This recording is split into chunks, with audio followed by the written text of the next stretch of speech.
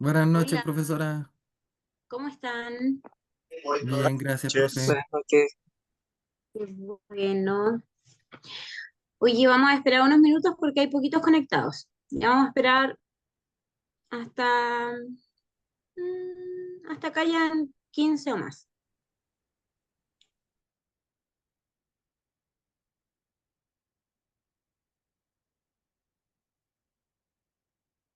Hola, nueva.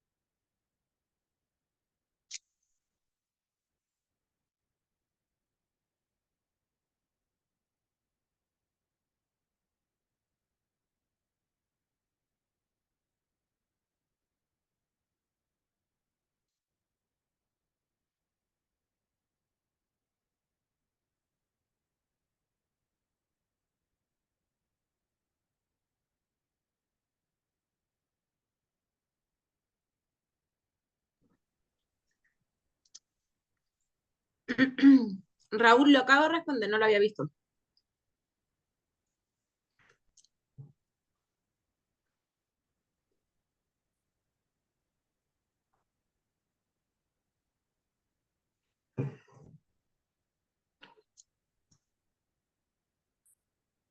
Ya.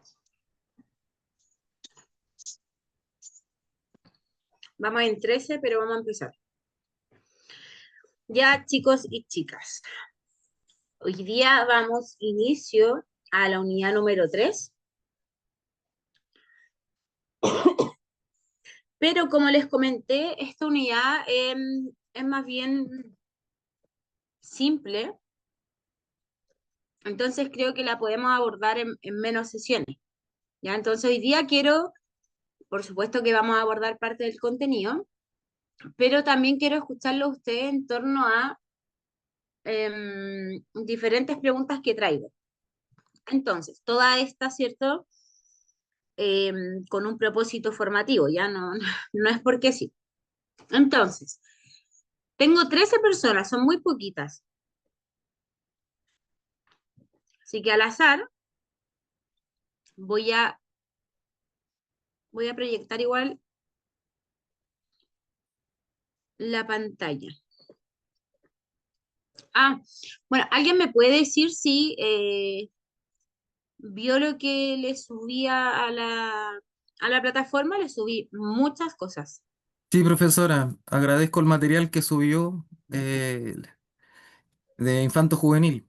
Infanto Juvenil, también hay harto formato con el cual podemos trabajar y hacer terapia, así que Mm, muchísimas gracias de mi parte. de nada, con mucho gusto. Lo que les Harto texto. puse, creo que les puse, pero que les escribí, hagan buen uso de esto. Y un buen uso no es trabajarlo idéntico a como está. Un buen uso también es darle un contenido propio, un sello propio, con lo que ustedes han ido construyendo a lo largo de su formación profesional. Ya, así que ocupen los formatos, ¿cierto? Como los que a ustedes le hagan sentido.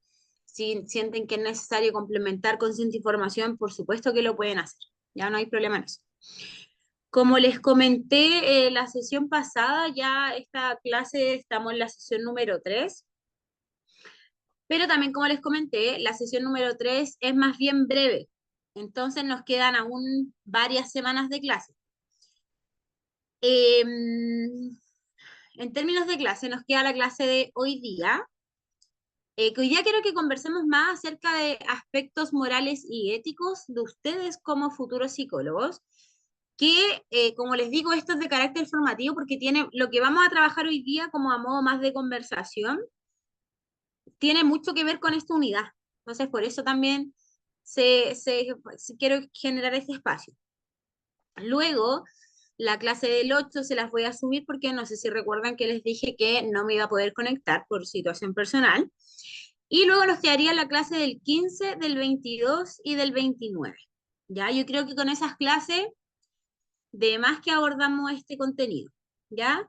Pero básicamente esto se trata de explorar los diversos métodos de monitoreo en los procesos psicoterapéuticos, ¿ya? Y ahí hablamos del propósito, hablamos de la estructura, de la supervisión clínica, de la observación psicoterapéutica. Estoy hasta arriba por si acaso. De las juntas médicas en atención primaria, ¿cierto? De cómo entregamos contexto en estos espacios, de la actualización en estrategias de intervención, la persona tras el terapeuta, no sé si se acuerdan que esto también lo vimos, pero desde un contenido más psicoterapéutico, eh, los procesos de autoobservación personal, que también son fundamentales en la práctica que uno se desenvuelve de manera profesional, ¿ya? El estudio de la familia de origen del terapeuta, el genograma como herramienta de autoconocimiento, el rol del psicoterapeuta, las dimensiones y la configuración, un análisis comparativo entre lo sistémico y lo cognitivo-conductual, el enfoque psicoanalítico relacional, integración de perspectivas teóricas, herramientas tecnológicas, supervisión clínica grupal, ventaja y estrategia, desarrollando un plan de monitoreo y autoobservación, barreras y resistencias, el monitoreo del proceso, y creo que hasta ahí está. Ya, entonces es harto contenido, pero suficiente para 3 clases. Ya, entonces hoy día quiero que nos, nos enfoquemos en nosotros, ¿ya? Y por nosotros me refiero a su, a su futuro desempeño como psicólogos, ¿ya? Entonces, al azar voy a sacar a diferentes personas para que me respondan preguntas, ¿ya? Todas estas preguntas que me van a responder tienen que ser orientadas y situadas desde su futuro rol como psicólogo.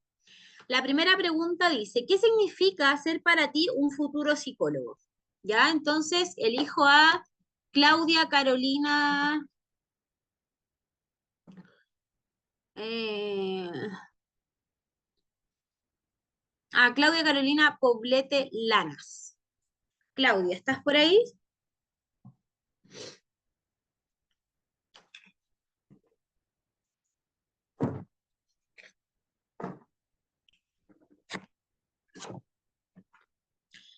O sea, Claudia está conectada, pero no está.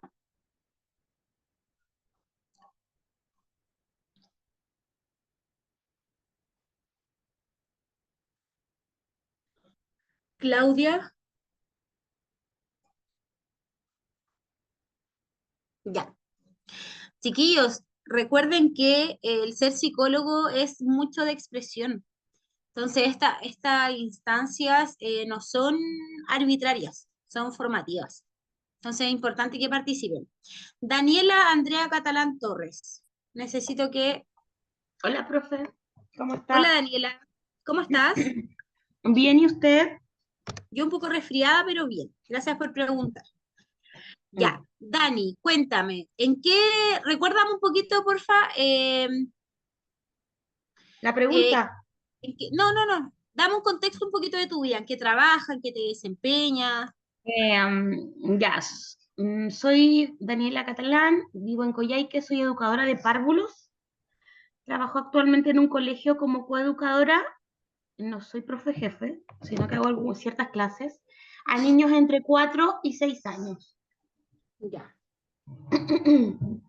Llevo 16 años ejerciendo mi labor. Harto, Sí, pero ya. que debe haber harta experiencia. Oye, Daniela, cuéntame un poquito qué significa para ti estar a puertas de ser psicóloga. ¿Qué significa para ti desde el compromiso ético, desde lo moral, desde tu rol, en definitiva? ¿Qué significa Bueno, para ti ser futura psicóloga? primero que todo, una gran responsabilidad.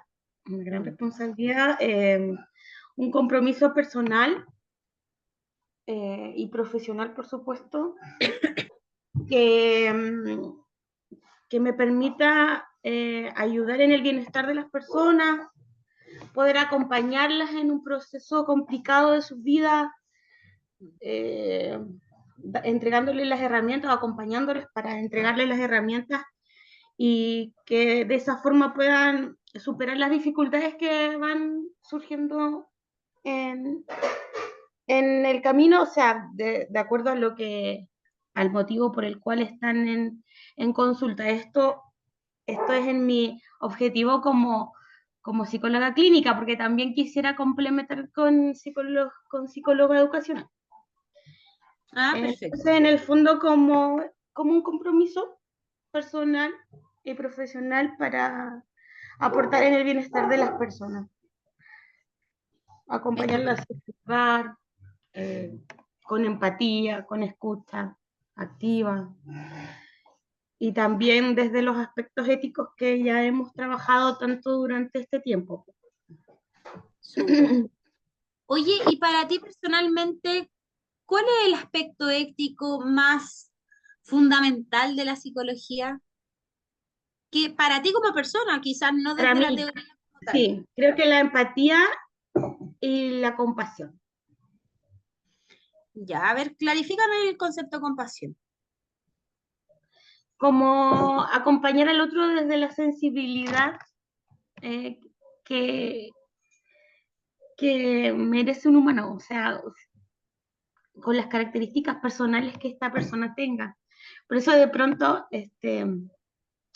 cuando se habla de esto de como una técnica, el de confrontar al paciente, a mí esa como que, si bien es cierto, me parece como en caso extremo, creo que yo intentaría no utilizarla. Ya, ya. Pero ahí solo recordar que al ser una técnica que siempre y cuando sea bien utilizada puede ser sumamente útil en la No, sí, recolección de información. sí lo sé, pero hay personas que son muy sensibles, Claro. como en mi caso, Mm. igual como que siempre me pongo también como del otro lado, y, y por muy bien utilizada que sea, eh, igual de pronto eh, puede uno estar ahí en la línea fina de creer que lo está utilizando de buena manera, pero herir susceptibilidades. Así es Exacto. que creo que la compasión y la empatía serían como... Perfecto. Me gusta. Muchas gracias, Dani. Bueno, La siguiente pregunta la responde, a ver, porque si lo elijo así, Jimena Parra Ramos. ¿Está por ahí?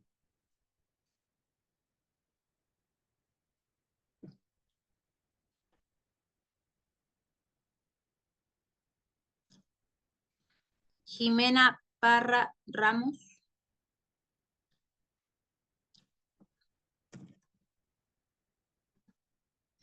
Ya, al agua, avanzamos más rápido.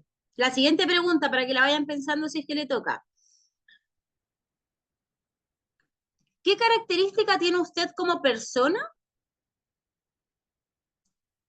y que sienta que puede aportar positivamente al campo psicológico? Pero usted, personal, un atributo personal, una fortaleza del carácter suya que siente que puede colaborar positivamente en el campo de la psicología.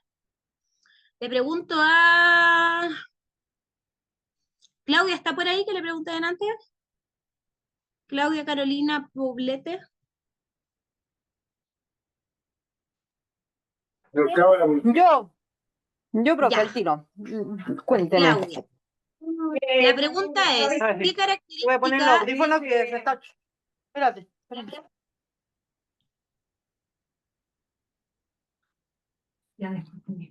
Ya. ¿Ya? ¿Me escucha, profe? Pregunta Bien. es, ¿qué característica, la escucho, qué característica tiene usted como persona? ¿Qué atributo, qué fortaleza del carácter tiene usted que considera que puede ser un aporte para su rol como psicóloga en un futuro?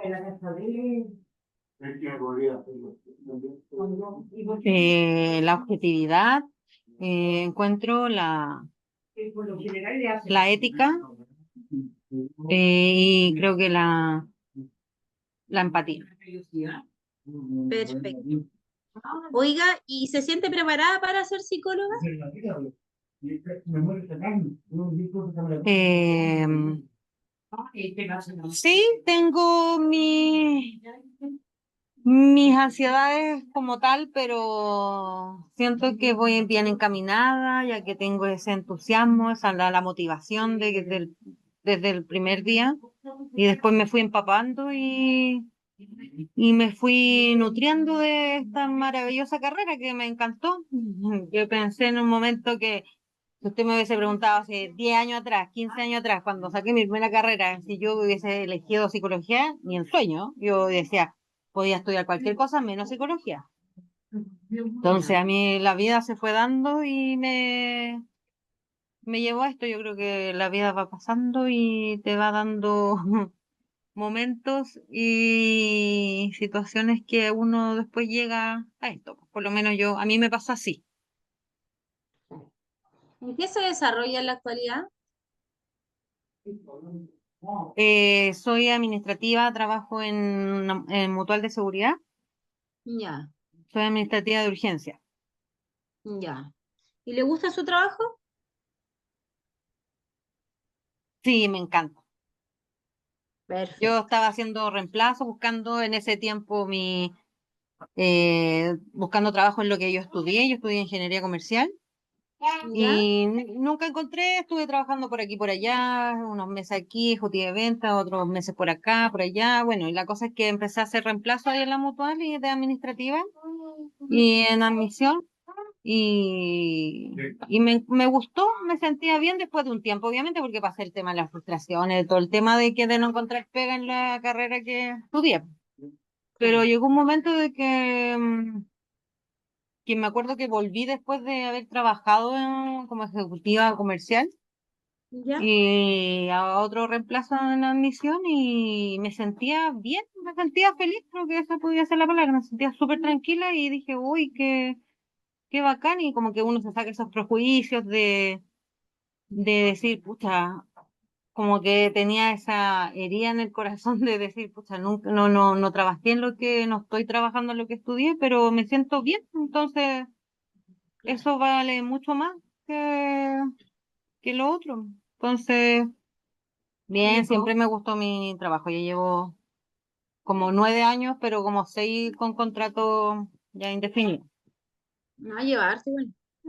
Qué bueno. Entonces, Vale, muchas gracias por sí, su... La siguiente persona quiero que sea Dani. voluntaria. Esta pregunta, por lo general, se hace el primer día de universidad. Así que un voluntario, por favor. O voluntaria.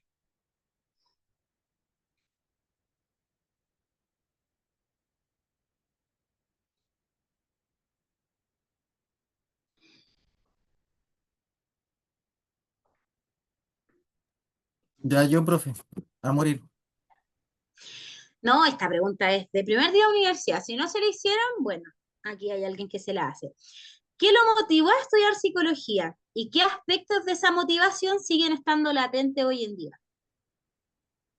Creo que el hambre de saber, creo que el hambre de saber, Ya, eso.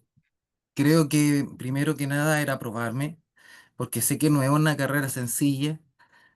En el tiempo fui adquiriendo habilidades que obviamente uno va reconociendo y esas habilidades me abrieron los ojos de decir, puedo aprender más. Ahora, no por aprender más significa que no voy a seguir aprendiendo. Y eso es algo que me gustó de esta carrera, que tengo que estar constantemente leyendo y constantemente formándome, que es uno de nuestros principios éticos. Mm, Eso me gustó, perfecto. que tengo que estar constantemente leyendo. Y lo otro es la capacidad de diagnóstico Mm, y que tiene un proceso. Ya eso a mí me fascina. El que tenga un proceso, hay que desarrollar. Y lo otro importante es que no trabajamos con máquinas, trabajamos con personas. Eso le da el plus. Ese es ex- el bonus track, que trabajo con personas. Entonces le da un sentido de inmediatez y emerge que tenga que ser profesional y competente. Entonces, eso son cosas, y obviamente con otro plus que generamos un bien. exacto. Buen Eso me análisis, en enamoró. pocas palabras. Me ¿Mm? gusta. Oiga, ¿y usted quiere ser psicólogo clínico, educacional, comunitario, laboral o todavía no sabe? ¿Sabe qué, profe? Me encantaría infanto juvenil. Clínico infanto juvenil, Sí, un sí. mundo. Porque es un mundo a explorar, es mi desafío. Lo veo como un Sí. desafío. Y porque tú dijiste algo muy cierto, trabajamos con seres humanos, la diferencia es que cuando uno trabaja en la clínica infanto juvenil, son pequeños humanos que por lo general suelen ya estar dañados por su grupo de pares, por sus familias, por un montón de situaciones que pueden variar.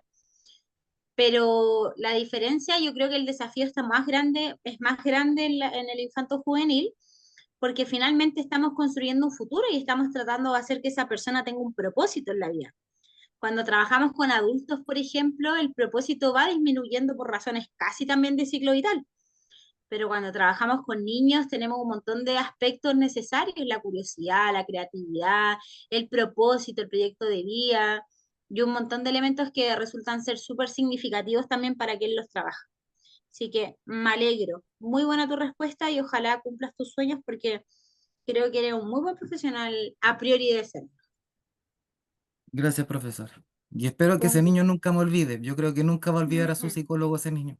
Y eso también es bonito, es un lazo, un Sí. vínculo terapéutico. Sí, porque al final, mira, si esto es transversal hasta para quien no va al psicólogo, o sea, que a ti en la vida haya una persona que te haya escuchado, que tú te hayas sentido escuchado, automáticamente ya no lo olvidáis, pues, porque esa persona que estuvo ahí para contenerte cuando lo necesitabas, sea algo grave, lo que para ti sea importante. Así que espero que se cumpla. Gracias, Eva. Gracias, profesor. Hola Ya, profesora, buenas noches. Soy Jimena, quedé rezagada, no sé, perdone, tuve que justo hacer algo, Jimena, pero aquí estoy. sí, tienes que responder una pregunta. Sí, claro. Eh, ¿Qué curso de la universidad fue el que más te marcó y por qué? ¿Qué ramo, qué cátedra?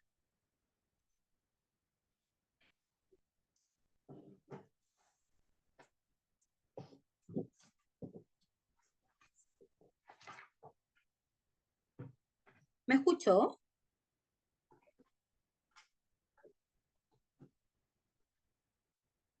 Acuse recibo, por favor. Jimena, ¿estás?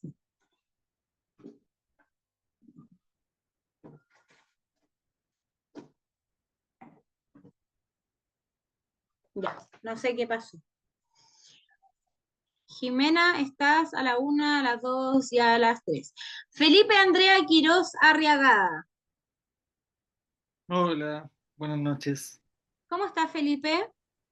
Uy, hoy día ha sido un día difícil, pero aquí estamos. Espero que se resuelva tu día difícil y que mañana sea Gracias. mucho mejor. Esa es la Querido idea. Felipe, Esa- esa es la Dígame. idea. Cuénteme cuál fue su ramo, su asignatura que más lo marcó y por qué. ¿Y cómo cree que ese ramo va a influir en su carrera, en su futuro profesional? Eh, Tal vez contradictoriamente a lo que estoy haciendo como práctica profesional, que es en organizacional, eso en función a mi pega actual, yo creo que tiene que haber sido alguna clínica y en particular psicodiagnóstico clínico del trimestre pasado.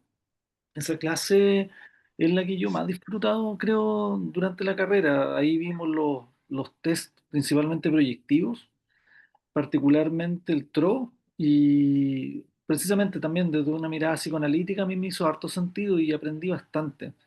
Creo de que esa es la asignatura que más he disfrutado. Y también algunas del ámbito de la psicología social, a comienzo de la carrera, también me llamaron bastante la atención, pero eso ya más que nada por afinidad de formación profesional. Yo soy profe de filosofía, entonces claramente eso como que actualizó y me entusiasmó por lo que yo ya sabía.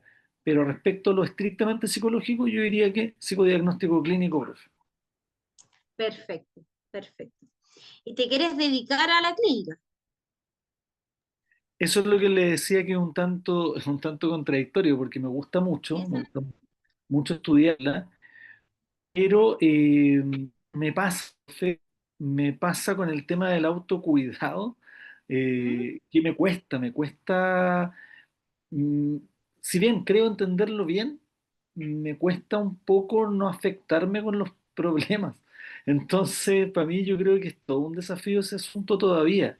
De hecho, precisamente yo trabajo en el ámbito de la educación superior en psicología y hoy ¿Ya? día ocurrieron algunas cosas con personas y no pude evitar que me afectaran. Entonces, yo creo que en lo clínico sería como aún más difícil. Siempre he pensado que si hiciera clínica lo haría con adultos, sí o sí, porque infanto juvenil ahí sí que me quiebro, quebraría pero de inmediato. En cambio, yo creo que con adultos podría abordarlo de mejor manera, pero igual, no sé. Y también, profe, ¿Mm? creo de que más allá de que hemos tenido en este último tiempo más formación clínica, como es una carrera advanced en la cual te convalidan varios créditos de los que uno traía en la otra carrera, no estoy muy seguro, más allá de que me ha ido bien, no estoy muy seguro de tener todas las habilidades necesarias como para dedicarme a la clínica. Yo creo que la clínica es una cosa muy, muy profunda, entonces no sabría si lanzarme a la piscina al tiro después del título. Probablemente, profe, tomaría algún diplomado o algún posgrado y ahí tal vez me atrevería, pero en este minuto todavía no. Con mayor profundización. Sí, sí, sí, sí. Oye, muy responsable tu opinión, la agradezco mucho. Gracias. Desde ahí, y esos miedos y esas aprensiones que yo sé que más de alguno tiene acá, y que son totalmente válidas, por cierto, me gustaría comentarles que, claro, o sea, si está la posibilidad de seguir especializándose, sea con curso, sea con un diplomado, obviamente no deje ir esa oportunidad. Yo creo que estudiar siempre va a ser algo muy positivo para la salud, inclusive, ¿ya? Lo que sí le puedo decir de la psicología clínica, que tiene que ver mucho con la unidad número 3, que tenemos redes de apoyo, ¿ya? Nosotros como psicólogos tampoco estamos solos. Eh, Nosotros como psicólogos podemos trabajar en base a otros equipos, por ejemplo, podemos trabajar con otros profesionales de la salud, están las supervisiones clínicas, por cierto. Entonces, hay varias herramientas y estrategias que nosotros podemos utilizar para que nuestro trabajo sea más fructífero, ¿ya? Em, Desde ahí, si yo les pudiera dar un consejo, eh, hágalo. Yo sé que es muy cliché, pero hágalo y si lo tiene que hacer con miedo, hágalo con miedo, porque claro, va a trabajar con algo súper importante que es una vida humana, pero es una vida humana que fuera de querer escuchar palabras, es más una vida humana que quiere ser escuchada, ¿ya? Y ustedes se van a dar cuenta de eso en el transcurso. Muchas veces las personas ni siquiera buscan un gran mensaje por parte de su psicólogo. Si bien es algo que igualmente debiésemos hacer, las personas a veces solo necesitan ser escuchadas y eso es algo que a veces nos cuesta entender, como ya, pero ¿cómo solo eso? Sí, a veces es solo eso. A veces si es que ejercen clínica o inclusive laboral, inclusive educacional, se van a dar cuenta que a veces las personas pueden estar hablando horas, horas y horas, porque simplemente necesitan soltar todo aquello que traen consigo durante mucho tiempo, ¿ya? Entonces, por supuesto que se comprenden todo esto, este sentir, pero también hay que ser responsable. Si su sentido común le dice no lo hagas todavía, bueno, no lo hagan todavía, pero sí trate de enfrentar ese miedo para que en un futuro pueda ser ese profesional que también soñó algún día. ¿ya? La psicología clínica es muy linda, ya, pero coincido mucho con Felipe, es también un área que puede herir muchas sensibilidades. Y por eso también es importante siempre escucharse a sí mismo, no olvidarse de uno mismo, ¿ya? Porque cuando priorizamos siempre poner al otro por sobre uno, nos estamos dejando de lado y no es la idea. La idea es que también en el proceso nos escuchemos a nosotros mismos, si hay algún caso que nos conflictúa porque quizás vivimos algo similar, eh, pedir ayuda. Y eso está bien. Eso va a ser el acto más responsable que ustedes pueden hacer consigo mismo y también con su consultante. ¿Ya? Dicho esto, vamos a dar inicio a la unidad número 3. No sé si alguien más quisiera aportar algo, alguna pregunta, duda.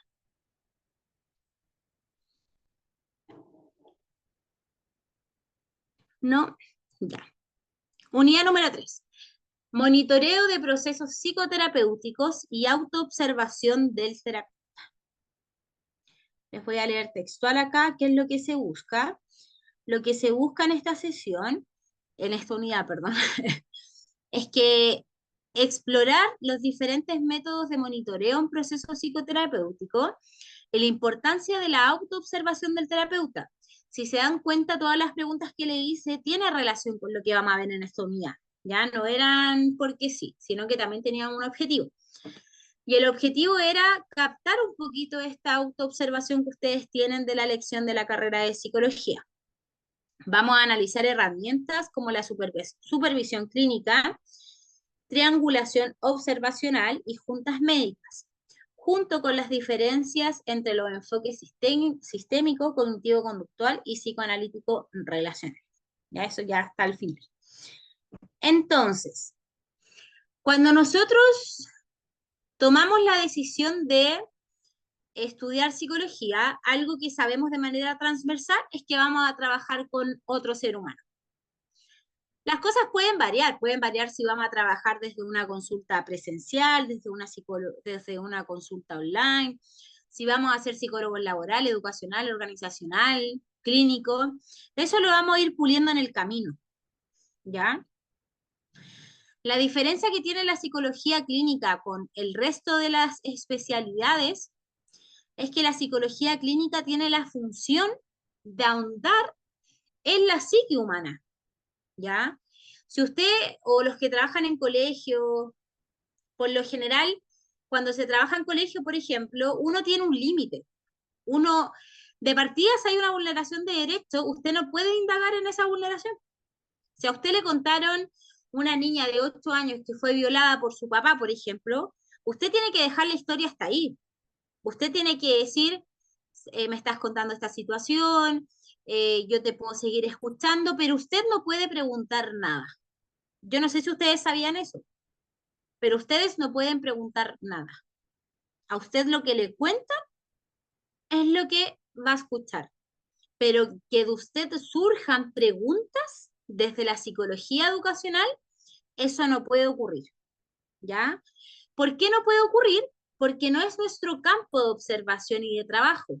Ya la psicología educacional está orientada a la psicoeducación de los procesos, al propósito, al afán de superación y a otros aspectos mucho más macro que tienen que ver netamente con lo educacional, con los procesos cognitivos de los estudiantes, en caso de aplicación de pruebas psicométricas, pero no ahonda en la psique humana, porque por algo surge esta especialidad de psicología clínica. ¿Ya? Entonces, la psicología clínica tiene esa intención de ahondar mucho más en la mente humana, porque tenemos que llegar al origen del conflicto para poder resolverlo, ¿ya? O así se pensaba cuando se inicia la psicología.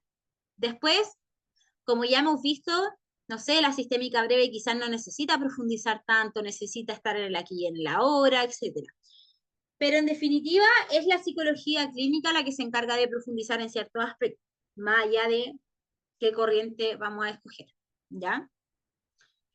Entonces, esta palabra en inglés es el propósito, ¿ya? El propósito está muy orientado a nuestro trabajo, porque nosotros trabajamos con un propósito. Quizás no es una palabra que comúnmente digamos, pero cuando hablamos de objetivos terapéuticos es porque detrás de ese objetivo hay un propósito, ¿ya? Entonces, cuando estamos trabajando con la psicología, necesitamos tener un propósito porque finalmente es esto lo que va a movilizar, la motivación es mover. Entonces la motivación va a movilizar a esta persona a alcanzar ese propósito. ¿Y cómo alcanzamos el propósito? Desde diferentes ejes. Nosotros podemos alcanzar el propósito psicoterapéutico desde la comunicación, o sea, la comunicación es lo basal, pero la comunicación que tenemos con nuestro consultante, la comunicación que tenemos con la familia del consultante, la comunicación que tenemos con otros equipos de trabajo en caso de que, no sé, un chiquillo vaya al terapeuta ocupacional, nutriólogo, qué sé yo. Y también trabajar con este propósito y enlazar finalmente las necesidades del consultante con, eh, con la realidad que estamos viviendo en psicoterapia, nos va a ayudar también a nosotros a tener una discusión psicoterapéutica mucho más nutrida, ¿ya? No, nosotros si bien trabajamos en base inicial e hipótesis, en algún minuto todo eso es un material que se va concretando mucho más. Entonces, cuando encontramos el propósito, mediante los objetivos, mediante las metas, podemos trabajar también con otros especialistas que nos entreguen y que nos despejen un poquito más el panorama. Y eso genera un propósito mucho más claro también hacia el consultante, el que permite llevar al resultado que necesitamos. ¿Ya? Entonces, fundamentos del monitoreo en procesos psicoterapéuticos. El monitoreo de procesos psicoterapéuticos constituye un pilar fundamental para garantizar la calidad y efectividad de las intervenciones clínicas. Este proceso trasciende la simple evaluación de resultados, abarcando una observación estructurada, continua del desarrollo terapéutico en todas sus dimensiones.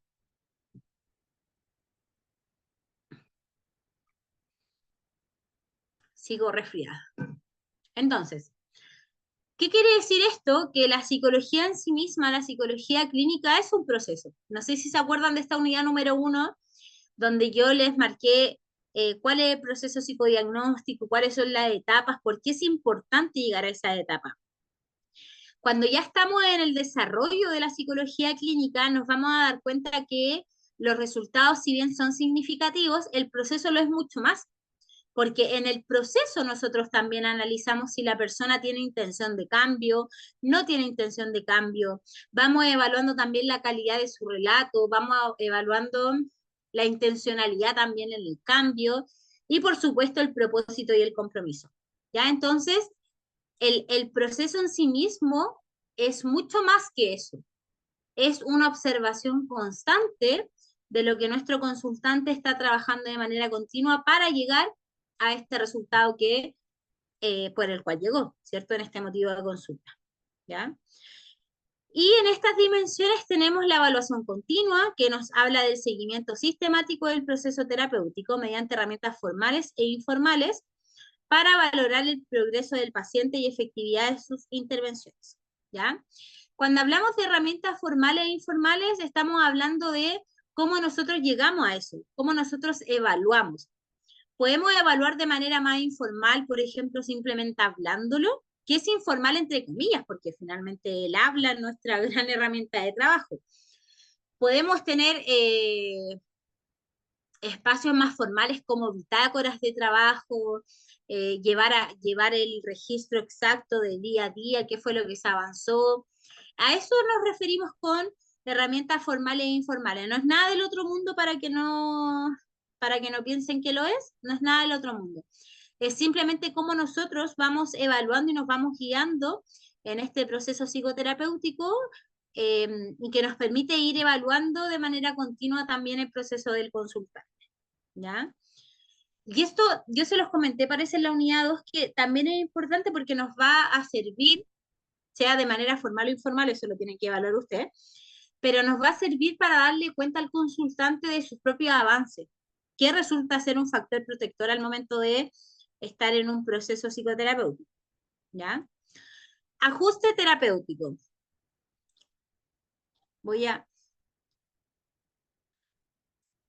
que no sé por qué no me veo, así que...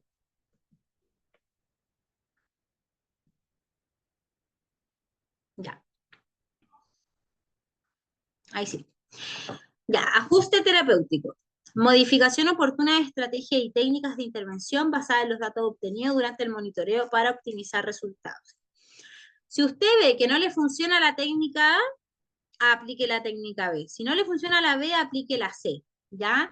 Pero no se complique, no piense. Y por eso es importante el autocuidado, porque si usted no se cuida, va a sentir que usted está haciendo las cosas mal.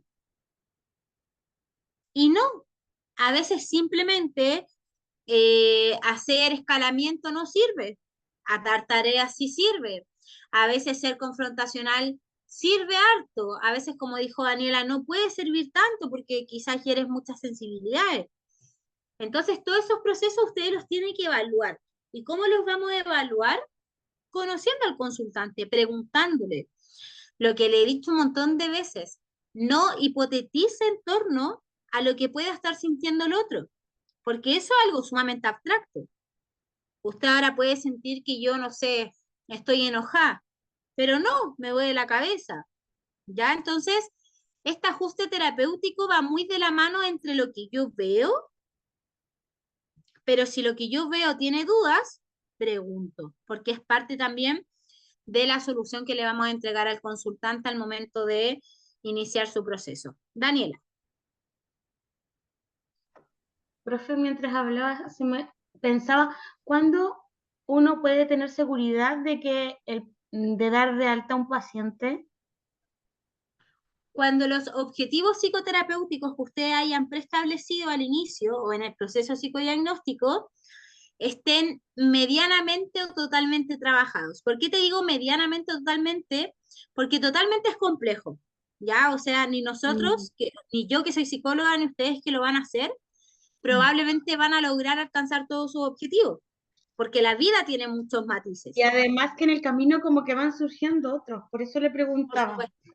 Sí, y eso es un muy buen punto, que quería apuntar a eso ya, pero antes de llegar ahí, en este proceso que usted va a crear un vínculo. Yo creo que eso lo tienen claro, es un vínculo. Sí. El vínculo permite preguntar diferente, el vínculo permite en algún punto llegar a un espacio de confianza donde yo le puedo preguntar directamente a mi consultante, oye, ¿sabes qué?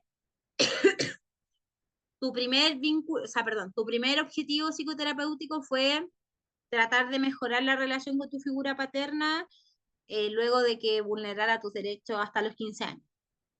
¿Sientes que lo has podido trabajar? ¿Sientes que resignificaste? Y tú les puedes ir preguntando y la persona te puede decir, ¿sabes qué? Sí, siento que he avanzado. ¿Ya? Y eso, que el avance que tú has tenido, ¿sientes que es suficiente o sientes que tienes que seguir avanzando? No, yo creo que está bien porque ya no lo miro con odio, ahora entiendo por qué llegamos hasta ahí, pero de todas maneras no quiero vincularme con él. Perfecto, si para él es un objetivo que está medianamente o totalmente logrado, listo, se puede. ¿Cachai? Es como sujeto de alta. Ese es un ejemplo, porque como tú bien dices, en el transcurso van a aparecer muchos temas más. De hecho, le aseguro, van a aparecer muchos temas más. Entonces usted ahí tiene que ir evaluando junto al consultante si se está avanzando o no se está avanzando, ¿ya? Ahora, nosotros vimos la sistémica breve, ¿cierto? Vimos la terapia centrada en soluciones, la narrativa, pero a veces va a tocar que no va a ser sistémica breve, pues. A veces no van a ser 14 sesiones. A veces va a estar 2 años con un consultante. Y no está mal. Es lo que es afín a la necesidad de su consultante. ¿Ya? Entonces, tampoco ahí sientan que tienen que dar respuesta inmediata. ¿Ya? Recuerden que esto, la psicología es un proceso sumamente complejo. Es un proceso complejo porque por parte de usted como psicólogo y psicóloga necesita de mucha preparación. Creo que Álvaro lo dijo, necesita de mucha actualización también. Entonces, una vulneración de derechos hoy en día ya no se trabaja, eh, no se trabaja de la misma manera que se trabajaba hace un tiempo, que era como exponer a la persona y qué te pasó y que viva la realidad tal como fue. No se trabaja así. Hoy en día nosotros, por casi un aspecto más cultural que profesional, tendemos a ser mucho más sutiles de lo que hasta deberíamos posiblemente. ¿Ya? Entonces, desde ahí, el alta va a depender de, por supuesto, su percepción como psicólogo y de lo que el consultante también vaya, vaya evaluando en torno a su avance, ¿ya? Porque la terapia también puede tener retroceso. No sé si respondí a tu pregunta, Dani. Sí, profesora, muchas gracias. Otra forma, por ejemplo, Profesora, que te dijo algo clave para mí. ¿En qué se basan los retrocesos? ¿Por qué un paciente puede retroceder? un paciente puede retroceder porque la historia de vida está determinada también. ¿Ya? ¿A qué voy con esto? Supongamos que una paciente va porque terminó una relación, un matrimonio con 2 hijos. Perfecto, usted trabajó en que la persona superara ese término, en que se valorara a sí misma, y supongamos que al año y medio de ese término vuelve a tener una relación, o vuelve a tener la intención de tener una relación. Supongamos que se siente rechazada por los hombres. Ese también puede ser un retroceso, porque usted se pudo haber centrado muchísimo en trabajar la autoestima, el valor, su identidad de género, pero si la persona vuelve a repetir ciertas conductas, es probable que haya un retroceso. Los retrocesos por Y lo eso- general surgen cuando hay patrones, ¿ya? Por ejemplo, el patrón de sentirse admirada, el patrón de sentirse valorada, el patrón de sentir que los hombres son su referente y su validez. Ya, ese es un ejemplo, pero eso puede ser un retroceso. El haber y eso tendría trabajado que ver, algo, dígame. sí, profesora, y eso también tendría que ver con nosotros como terapeuta, que no supimos abordar tal vez esas necesidades en la persona, en la paciente. O esto se puede ir dando tal cual como está señalando, o sea, sería como inherente a la persona si yo veo y observo y habla de este retroceso. Mm. Hay muchos factores. El primero, como esta idea de que es inherente, sí puede ser inherente, ¿ya? Porque finalmente si la persona viene tan dañada, no tuvo otras formas de supervivencia. Entonces esa es su Mm, forma, ¿ya? Y nosotros podemos trabajar mucho en esta idea de querer cambiarlo, de querer mejorar, de exacto. querer romper esta imagen de supervivencia que es el buscar la validez en un otro. Y sí, puede Ujú, resultar, entre comillas. Puede que la persona al año y exacto. medio logre desprenderse de esa necesidad, pero basta con un estímulo que esté muy bien formado para que la persona vuelva a Ujú, recaer. ¿Ya? Esto tiene que ver con, con estos modelos de mantención, de recaída, del ujú, cambio, de la visualización al cambio. Tiene mucho que ver con eso. Entonces, ¿qué hacemos ahí? perfecto. Trabajamos en torno a la recaída. ¿Sabes qué? Volviste a cometer estas acciones que te hacen daño. ¿Por qué? ¿Ya? Es como un poquito esto que le pasa al adicto. El Exacto. adicto por lo general no deja adicción por nada. El adicto cambia de adicción, pero no es que la deja. El adicto deja de consumir cocaína, pero no la deja por Ujú, nada. La deja por exceso de exacto. trabajo, la deja por adicción al ejercicio, la deja por adicción a los juegos, la deja por adicción a las mujeres, o Ujú, si era un hombre, no sé. Pero la adicción no cambia, o sea, en sí como que o sea, va cambiando de objetivo, pero por lo general la conducta obsesiva sigue estando, ¿ya? Entonces ahí entra algo muy importante que vendría siendo la psicopatología, pues. ¿Qué estructura de personalidad tiene la persona? ¿Ya? exacto, sí. Y es ahí cuando se va formando. Ahora, es muy importante entender que una persona que ya tiene sobre los 35 años de edad, su cerebro está más que formado. Entonces, hay conductas que ya están muy determinadas también en su cerebro, ¿ya? Y que la ha hecho parte de su vida. Y el hábito no es algo que podamos cambiar en 30 días, como dicen, sino que Ujú. tiene que ser una modificación constante también de la persona. Y esa es la Exacto. pregunta, ¿somos constantes como personas? ¿Ir al psicólogo una vez a la semana es suficiente para cambiar 30 años de historia? No, ¿ya? Álvaro, tiene Mm. la mano levantada. Gracias, profesora. Un gusto. Profe, en uno de sus libros que leí, más otro que leí el trimestre pasado, ¿Mm? recuerdo que psiquiatras y psicólogos establecen que en realidad cuando uno hace esta atención primero son primeros pasos que tiene que lograr el terapeuta. Claro, no vamos a cambiarlo todo con un primer objetivo. Entonces ahí donde uno va planificando en el desarrollo de la atención psicoterapéutica a corto, mediano y largo plazo. Y uno va evaluando los avances. Ahora, por por lo general se recomienda, claro, si bien es cierto existe un alta, porque hay un logro, una estabilidad, la persona logra resignificar, existe un sentido de felicidad, él le encuentra un propósito a su vida y uno va diciendo, perfecto, está dentro de los objetivos que planificamos, pero por su personalidad dependiente pudiese él recaer. Entonces uno le deja establecido a él que va a haber un control anual y primero semestral y después anual para ir controlando esta recaída. Por lo que leí en uno de sus libros, profe. ¿Ya? ¿Sí? Mira, lo que dice Álvaro y lo que yo comenté hace unos minutos atrás es súper importante. Recuerden que el proceso psicodiagnóstico lleva todo esto, ¿ya? Recuerden que la anamnesis, yo les subí hartos modelos de anamnesis, es un documento súper completo. No sé si en esta sección o en la otra me comentaban como ya, pero es muy larga, como que la persona quiere llegar y hablar, como rellenar este documento puede ser hasta distanciar más al sujeto consultante que acercarlo. Y sí, es un riesgo que vamos a tener que asumir muchas veces. Quizás es algo que ustedes mismos como consultantes en un minuto lo han vivido. Y lo otro que me he dado cuenta, que varios de ustedes han expresado, por ejemplo, sus propias experiencias con psicólogos y han sido totalmente distintas a lo que hemos visto acá. No, pero a mí nunca me han dado contrato, yo nunca he escuchado un encuadre, a mí nunca me han pedido un consentimiento. Entonces, todas esas cosas también van derribando mitos. ¿Qué es lo correcto? ¿Lo correcto es lo que yo les estoy enseñando o lo correcto es lo que ustedes vivieron? No lo vamos a saber, va a depender mucho de sus intenciones. Yo le estoy hablando netamente desde la ética, desde lo que corresponde hacer.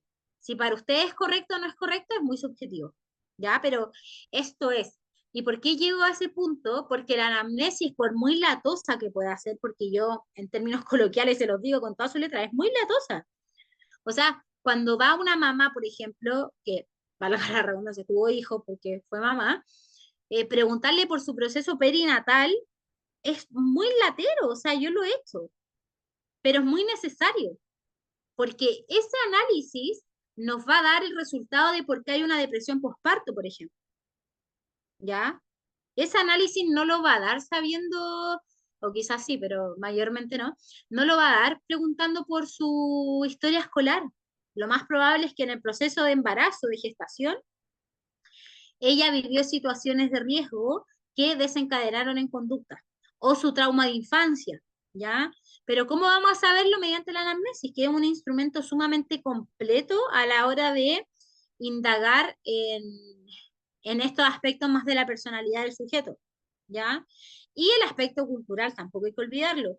Hoy en día tenemos una población haitiana que es sumamente grande, ¿ya? Eh, por lo general, el haitiano aprende a hablar español, no el que habla español a hablar creol, ¿ya? Por lo general, el haitiano se adapta y habla español. ¿Por qué les digo esto? Porque se van a encontrar, a ver, el otro día, no, hace como 2 semanas, yo les conté que trabajo en un colegio, ese colegio tiene una fundación, ya hasta que llega y hay muchas redes de por medio. En una de esas redes hubo un minuto que fue tan alarmante lo que pasaba en la comunidad haitiana, que era como hasta ya era latoso para las redes recibir eh, antecedentes de vulneración. Porque yo no sé si ustedes saben, pero para el haitiano sacarle la cresta al hijo, disculpen la expresión, es nada. Entonces, ¿qué hacemos frente a esos casos? ¿Qué es lo correcto? ¿Qué es lo incorrecto? ¿Qué es lo cultural? ¿Cuál es esa brecha cultural que tenemos? Entonces, todas esas cosas nosotros tenemos que ir evaluándolas, tenemos que entender que el contexto de dónde viene la persona es sumamente importante al momento de evaluar los procesos diagnósticos de cada uno, ¿ya? ¿Por qué les ejemplifico esto? Porque también se lo he visto en otras clases. La psicología va más allá de un manual diagnóstico, va más allá de una escucha activa. La psicología es un todo, donde todo es muy importante. Todo es igual de importante que lo que está al lado, ¿ya? Entonces, no nos tenemos que olvidar que en todo este proceso, un alta va a depender de muchas cosas. El evaluar un niño de chileno a un haitiano también va a ser muy variable. El cómo las personas reciben la respuesta de los procesos también va a cambiar un montón. De hecho, eso lo vemos en la población chilena. O sea, si usted habla con un abuelito que tiene 60, 70 años, probablemente le habla de depresión y va a decir, ah, son puras tonteras, en mis tiempos me sacaban la cresta y yo no tengo nada. ¿Ya? Entonces, todas esas cosas van cambiando tanto que al final uno no sabe cuándo está avanzando, cuándo está retrocediendo. Yo desde ahí siento que siempre lo más objetivo va a ser que el mismo consultante sea quien vaya evaluando su propio proceso y que usted desde el comentario positivo, desde la retroalimentación positiva, vaya encaminando a esta posible alta que se obtenga. ¿Ya? Ya, retroalimentación multidimensional, obtención de información desde diversas fuentes, el propio paciente o consultante, los instrumentos objetivos como algo proyectivo, psicométrico, los pares profesionales, como les digo, un terapeuta, un nutricionista, un psiquiatra, y los supervisores clínicos, que ustedes pueden pagar asesoría o desde la universidad o desde sus mismos compañeros de generación hacer grupos clínicos, ¿ya? La idea es que siempre haya alguien con una expertise mayor, pero en verdad toda ayuda sirve, así que desde ahí todo lo que usted haga para mejorar todos los días ya es un avance, ¿ya? Respecto a este punto, obtención desde diferentes fuentes. No sé si se acuerdan que la primera unidad yo la hablaba de las redes de apoyo, la importancia de conocer las redes de apoyo. Una persona, por muy en estado depresivo que esté, por lo general no va a estar sola, ¿ya? Siempre hay alguien rondeando en su círculo que sí le interesa un poquito lo que está pasando. Puede ser un poquito, puede ser mucho. Entonces, el obtener información desde otras fuentes, siempre con autorización del consultante si es mayor de edad, siempre hay que tenerlo como una cartita bajo la manga, ¿ya? Porque esa persona puede resultar clave también para los avances que se obtengan. Una red de apoyo es muy importante, porque muy diferente es a estar solo en la vida, a tener al menos una persona que tenga la intención de interesarse en los procesos que yo estoy viviendo, ¿ya? Ahora, muchos de ustedes también me decían, ya, pero ¿qué pasa si no hay nadie? A veces no hay nadie. Bueno, no hay nadie.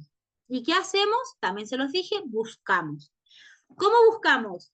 Ya no sé, voy a ejemplificar conmigo. Marcela no tiene ninguna red de apoyo. Nada, nada, no tiene papá, no tiene mamá, no tiene hermano, no tiene pololo, no tiene amigo, no tiene tía, no tiene abuela. Nada. ¿Qué hago yo como psicólogo? Intenciono la posibilidad de que esa persona se inserte en un espacio donde haya más personas, ¿ya? No le delego esa responsabilidad a las demás personas, eso es un proceso que va a ir fluyendo a poco, nosotros no podemos decirle, si es que llegas a ir a natación, oye, tú que soy el compañero de natación, ¿por qué no le escucháis la vida? No, no, eso es algo que tiene que fluir, digamos, entre las redes que se vayan generando. Pero si no hay ninguna red de apoyo, nosotros lo que debiésemos hacer, pero que tampoco es obligación, es intencionar un espacio para que la persona encuentre o vaya creando redes de apoyo. ¿Y cómo se hace eso? Mediante la comunicación. Por ejemplo, Juanito, ¿sabes qué? Eh, Me comentaste en alguna de las sesiones que tu hobby son los caballos. Yo estuve buscando y hay un club de gente que va a alimentar caballitos, que le hace cariño, que después van a visitar, eh, van niños que tienen trastorno espectro autista, van al centro y le enseñan. ¿Qué te parece si tomamos contacto con ese lugar? Tú te diriges hacia ellos y empiezas a crear ahí una comunidad que te haga sentido porque es afín de tu gusto. Te puede decir que no rotundo, porque básicamente lo puede entender como que le estáis buscando amigos, ¿ya? Pero también te puede decir que sí. Entonces, si te dice que sí, bacán. Y si te dice que no, no, no pasa nada. La persona, a medida que vaya sanando, también se va a ir dando cuenta que estos son espacios que son necesarios. Nosotros somos seres sociales, ¿ya? Nosotros somos personas que necesitamos estar en contacto con un otro para crear vínculos, para generar comunicación, hasta para aprender a comunicarnos. Entonces, es muy básico, por eso es necesario, ¿ya?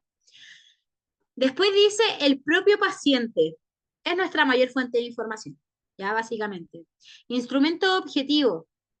Ahí usted tiene que ir evaluando qué instrumentos pueden ser más afín según lo que va detectando en el proceso, ¿ya? Puede ser un Rochar, puede ser algo más de personalidad, puede ser un TRO, puede ser un CAT, puede ser persona bajo la lluvia, puede ser un HTP, puede ser un BIS, puede ser un VICE, puede ser muchas cosas, ¿ya? Usted tiene que ir detectándolo, eso queda a criterio de usted. Ahora, si quiere orientarse con otra persona, también puede preguntar, no pasa nada, no hay nada malo en eso, ¿ya? Pero lo que quiere decir este punto es que finalmente lo que nos entrega, los resultados que nos entregan estos diferentes agentes de información son fundamentales para el proceso psicodiagnóstico y el proceso que llevamos en psicoterapia en definitiva, ¿ya? Porque finalmente no sé, si esta amiga de infancia nos cuenta algo grave, es un antecedente, po, ¿ya? Es algo que puede contribuir al proceso psicoterapéutico.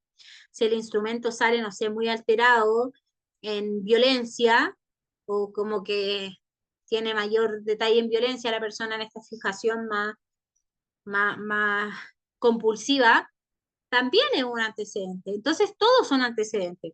Nosotros lo que tenemos que hacer es ir mediando cómo vamos a utilizar estos antecedentes que recogemos, ¿ya? Porque no sacamos nada con decirle a la persona como, hoy no, sabes que tú eres una persona violenta, de infancia que eres violenta, has construido tu vida en base a la violencia y desde ahí te tiendes a comunicar.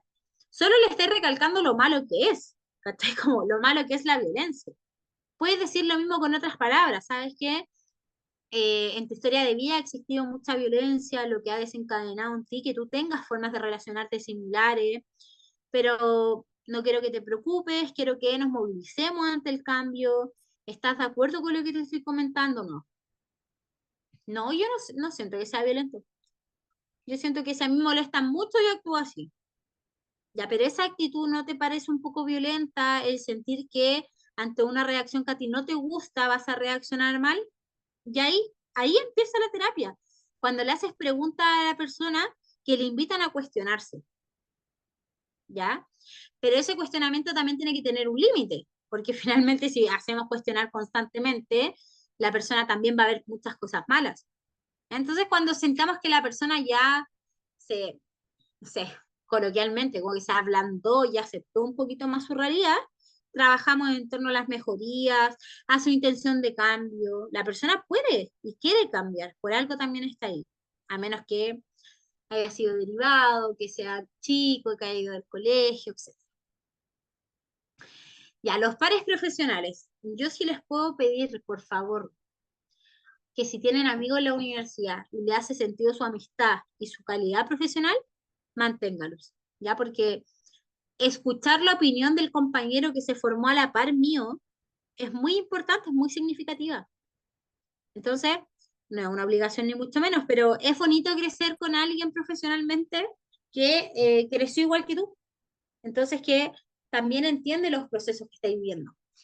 Y desde ahí, creo que ese grupo de amigos con el que uno se forma en la U, o al menos así lo sentí yo, es como este primer impulsor también a preguntar sin miedo, al atreverse en definitiva, ¿ya?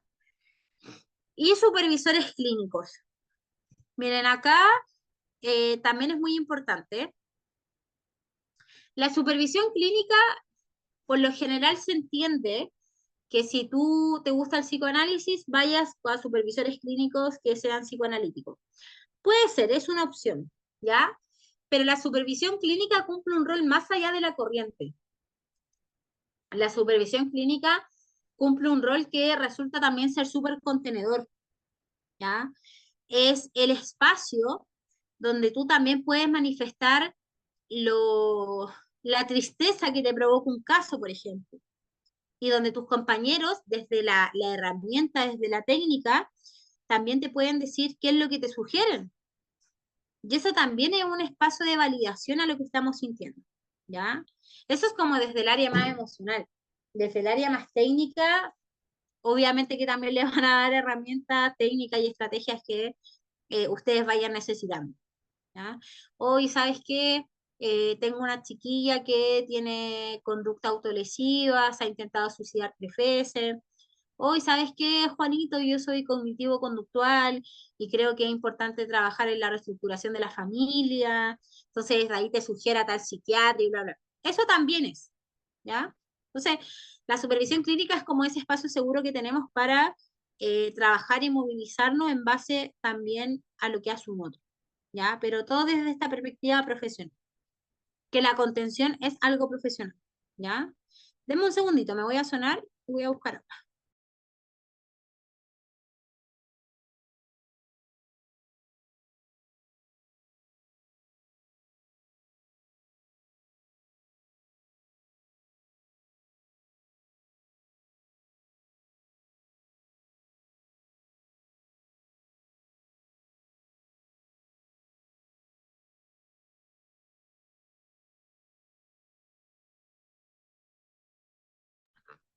Ya. Respecto, bueno, eso principalmente, ya como de esta lámina, para concretizarla, en el fondo estos son los fundamentos y las diferentes dimensiones que tenemos para llegar a estos procesos psicoterapéuticos, ¿ya? En este vamos a ver la supervisión clínica, estructura y función, ya que un poquito lo que le adelantaba anteriormente. La supervisión clínica representa uno de los métodos más consolidados y efectivos para el monitoreo de procesos psicoterapéuticos. Se define como un espacio formativo y reflexivo, ¿ya? Cuando yo le hablaba esto de contener al otro, es un espacio reflexivo, ¿ya? Donde un profesional con mayor experiencia orienta y evalúa la práctica de otro terapeuta. Acá quiero hacer hincapié en algo. Por supuesto que es importante que haya un psicólogo, en este caso, con mayor expertise, pero recuerden que siempre es mejor empezar a no empezar. Entonces, vayan construyendo su espacio con lo que tengan, ¿ya? Encontrar grupos de supervisores clínicos es mucho más difícil de lo que uno cree. A veces piensa que es fácil, como que está lleno, y no, no siempre es. Entonces, si puede partir con un grupo de compañeros de universidad que se orienten entre sí, pero que se comprometan también a estudiar, ¿cierto?, lo que van a abordar, también es viable, ¿ya? Ahora, si tiene una persona con mayor expertise, por supuesto que mucho mejor porque se va a mirar desde otra perspectiva, ¿ya? Pero ese es el fondo principal, como que hay una persona con mayor expertise y que los otros sean los participantes de este grupo. Ya.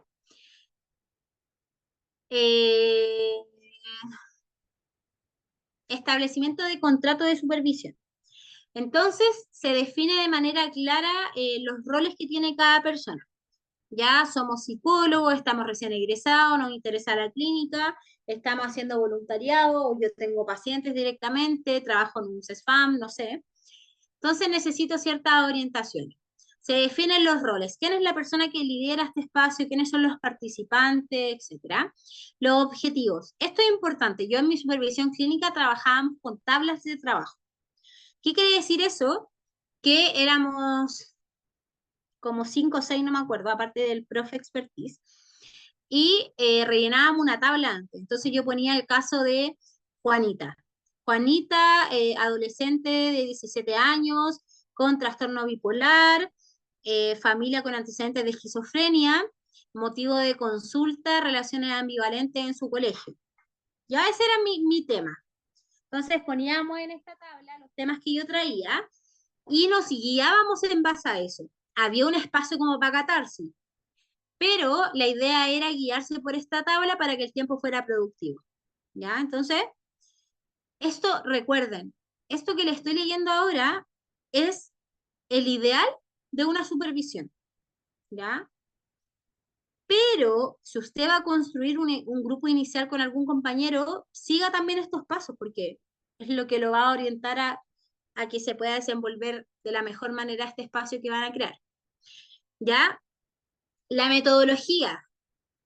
Van a narrarlo, van a exponerlo, ¿cómo van a expresar finalmente lo que necesitan exponer en este espacio? ¿Ya? La frecuencia, nos vamos a ver una vez a la semana, cada 2 semanas, cada un mes, etc. Ahí lo que yo les sugiero, las supervisiones clínicas también son un poquito agotadoras, ¿ya? Porque finalmente, por lo general yo exponía 2 casos y todos exponíamos 2 casos y estábamos a veces hasta 3 horas en la supervisión. Era sumamente enriquecedor, pero era mucho rato. Entonces nosotros la hacíamos cada 15 días. Así traíamos también nueva información al respecto. Entonces duración cada 15 días, pero ahí usted tiene que ver qué es lo más viable. Aspectos éticos que regirán en el proceso supervisorio. Aquí, código de ética, íbamos siempre instaurando como algo nuevo del código para incorporarlo a la retroalimentación del espacio de supervisión. Eso era muy efectivo, porque así no dejábamos atrás el código de ética, que por lo general no se pesca mucho, pero es importante. Entonces, en abajo, ya no sé, cada colega ponía 2 casos y poníamos otro. Entonces, incorporación, por ejemplo, de la confidencialidad. Y hablábamos un poquito de cómo se podía abordar, de qué sugería el otro, de las formas. Por ejemplo, aquí, en mi supervisión clínica, ocupábamos mucho el role-playing, porque era como la forma un poquito para representar lo que queríamos expresar y que sea lo más realista posible, ¿ya? Presentación de casos clínicos, exposición estructurada de información relevante sobre el paciente, proceso terapéutico, intervenciones realizadas y dificultades encontradas. El punto de las dificultades encontradas es el punto que necesitamos, ya como finalmente, esto es lo que me cuesta, siento que no vinculo con mi consultante, ¿qué hago? Y ahí te van a ir sugiriendo, como ya hiciste esto, otro, no, ya lo voy a aplicar. Resulta que llegan a la supervisión 3, que es cada 15 días, es decir, al día 45, y todavía no vinculáis. Entonces ahí también podían escuchar opiniones. Yo me acuerdo que se hablaba mucho de esta idea de derivar al consultante, de expresarle que no sentías que la persona no comunicara su malestar y que por tanto esto limitaba un poquito los objetivos que se habían establecido inicialmente. ¿Ya? Análisis reflexivo del proceso. Examen detallado de las dinámicas relacionales, eso es importante, conocer cómo se está trabajando en esa supervisión, desde los casos que se abordan. El diagnóstico en caso de que existiese el plan de tratamiento, la transferencia, la contratransferencia, que si bien algo psicoanalítico también es transversal en la psicología. La retroalimentación y recomendaciones, aportaciones desde perspectivas alternativas, sugerencias técnicas y revisión de aspectos teóricos relevantes para el caso. ¿Ya? Entonces ahí vamos recogiendo desde diferentes puntos qué era lo importante de abordar en este proceso. ¿Ya? Triangulación de observación psicoterapéutica. La triangulación en la observación psicoterapéutica constituye una metodología sofisticada que enriquece significativamente el monitoreo de los procesos clínicos. Este enfoque se fundamenta en el principio de que ninguna perspectiva única puede capturar la complejidad total de un fenómeno. ¿ya? Básicamente es, es todo lo que pasa es mucho más de lo que te cuentan, ¿ya? Vamos a tratar de llegar al origen, pero llegar al origen también es un espacio muy complejo. Entonces tenemos que tratar de capturar desde diferentes áreas todo lo que suceda, todo lo que se aborda en el proceso, pero entendiendo que es un fenómeno que va cambiando también. Entonces, lo que para el día lunes la persona puede, para el día lunes 5 la persona puede ser muy grave, para el día lunes 10 es diferente. Entonces, desde ahí tenemos que ir explorando estas diferentes realidades hasta llegar a una observación psicoterapéutica que sea lo más idónea posible. Entendiendo que la perfección en el proceso tampoco nunca la vamos a alcanzar. ¿Ya? Ventajas de la triangulación. Reduce los sesgos individuales del terapeuta. Espera un poquito.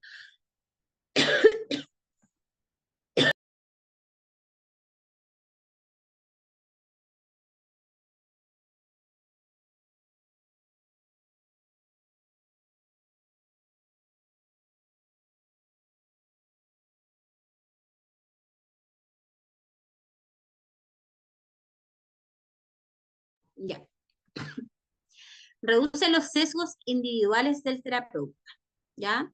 Y esto igual es importante, en verdad no, las apreciaciones personales o lo que nosotros pensemos no es afín, ya no nos interesa. En este sentido, la triangulación es como esta forma de encontrar validez a lo que se está diciendo y de cómo triangulamos, valga la redundancia, la información que se nos está entregando, pero nuestra perspectiva personal no encaja y no nos interesa. Ya lo que yo opine no es muy importante a nivel personal, sí a nivel profesional. Proporcionar una visión más completa del proceso terapéutico, ¿ya? O sea, esta validez nos va a entregar la posibilidad de profundización y por tanto de entregar esta visión más completa del proceso. Aumentar la validez de observaciones clínicas, facilitar la detección de patrones relacionales sutiles. Esto es importante, lo que le dije hace unos minutos atrás, somos sujetos sociales, entonces lo relacional es muy importante. Promueve la integración teórica y metodológica, potencia la reflexibilidad del terapeuta, ¿ya? Entendiendo por esto la reflexibilidad del terapeuta como parte de un proceso también que es significativo y que tenemos que hacer, o sea, no surge por nada, ¿ya? Es un proceso que en la triangulación es necesario, ¿ya? Triangulamos con fuentes, triangulamos con los diferentes observadores que tenemos en caso de que trabajemos con un otro, desde esta información más teórica que nos brinda las diferentes lecturas que hagamos. A ese tipo de triangulación llegamos para llegar a estas ventajas. Pero estas ventajas también tienen un colindante que son los desafíos, ¿ya? Que requiere de recursos adicionales, ¿ya? O sea, eso quiere decir que el proceso psicoterapéutico va más allá de lo que nosotros abordemos en esos 45 o 60 minutos, ¿ya? Requiere de un análisis, requiere de una interpretación. Puede generar resistencia en el paciente o en el terapeuta, eso va a depender de lo que vayamos viendo, de lo que vayamos observando, de cómo también lo vayamos expresando y por tanto de cómo la persona interprete también lo que vamos señalando. Nosotros interpretamos porque es parte como de nuestra pega, pero la persona también interpreta, ¿ya? Necesita protocolos claros de integración de información. Ya en el fondo, todo lo que nosotros expresamos tiene que tener una validez para el otro. ¿Y eso cómo lo hacemos? Expresando de dónde, por qué. Yo pienso que la relación con tu mamá es de esta manera porque hace un tiempo me comentaste que. Ya como justificar un poquito el motivo de por qué yo llegué hasta esa conclusión para la persona es sumamente importante. Exige formación específica en diversos métodos evaluativos, implica consideraciones éticas adicionales como la confidencialidad y puede complejizar excesivamente el proceso de toma de decisiones. ¿Ya? ¿Por qué entonces es un desafío? Porque la triangulación de observación viene de diferentes lados, ya se triangula, ¿cierto? Desde diferentes elementos que consideremos según el caso. Entonces eso puede traer desafíos porque para el consultante puede ser no beneficioso y para ti puede ser muy beneficioso.